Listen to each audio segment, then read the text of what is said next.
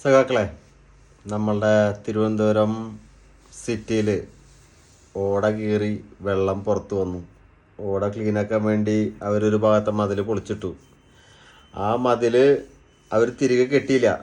അതായത് വെള്ളം വരാൻ വേണ്ടി കെട്ടിയിരുന്നൊരു മതിലാണത്. ആ മതിലാണ് ഇവർ തിരിച്ച് കെട്ടാതെ പോയത്. മഴ വന്നു, വെള്ളം കയറി ആ ഭാഗത്തെ കച്ചവടക്കാർക്ക് ഒരുപാട് നാശനഷ്ടങ്ങളുണ്ടായി. അവരുടെ കടയിലുള്ളിൽ വെള്ളം കയറി.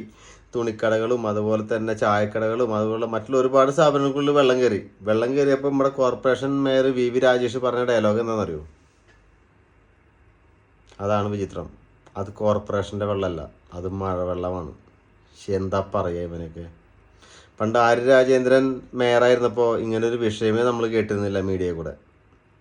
കാരണം അതിനുള്ള അവസരം ആ പെൺകുട്ടി കൊടുക്കാറില്ലായിരുന്നു. പക്ഷെ ഇപ്പോഴത്തെ അവസ്ഥ എന്താ? വി രാജേഷിൻ്റെ ഇത്തരം നുണകളെ നമ്മൾ പൊളിച്ചടക്കണം ഓരോ സഖാക്കളും. എനിക്കതാണ് പറയാനുള്ളത്.